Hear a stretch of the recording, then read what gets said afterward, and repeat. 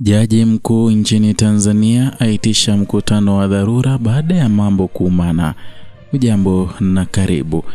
Tanzania imetikiswa na tukio la kipekee baada ya jaji mkuu wa nchi kuongoza mkutano wa dharura uliowakusanya viongozi wa ngazi ya juu ya sekta ya sheria kujadili kesi kubwa ya haki inayoendelea mahakamani. Mkutano ulifanyika kwenye jengo kuu la mahakama ya Tanzania na ulihudhuriwa na viongozi waandamizi wa mahakama, wanasheria mashuhuri pamoja na rais wa chama cha wanasheria Tanganyika Boniface Mwabukusi. Hatua ya rais wa TLS kushiriki mkutano wa mahakama imechukuliwa kama ishara ya uzito wa suala hili kwa taifa zima.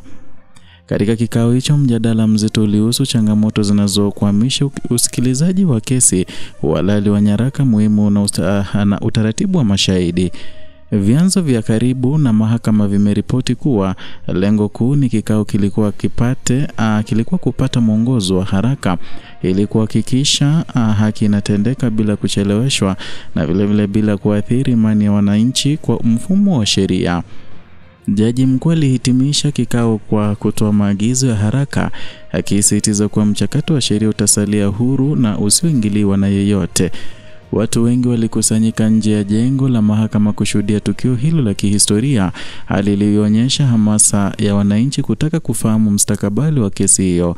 Mitandao ya kijamii nayo ilipuka kwa mijadala, huku wananchi wakitoa hisia za mshangao na wengine kupongeza hatua hiyo ya dharura kama ishara ya uwajibikaji kwa vyombo vya sheria.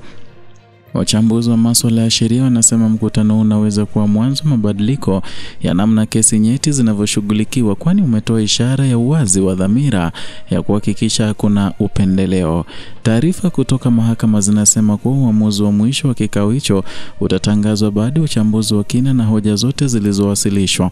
Wananchi wameshauriwa kufuata taarifa rasmi ili kuepuka uvumi na uweza kueneza hofu. Hata hivyo, tukio hili tayari limeongeza shauku na matarajio makubwa kuhusu namna kesi hiyo itakavyosikilizwa na kuamuliwa.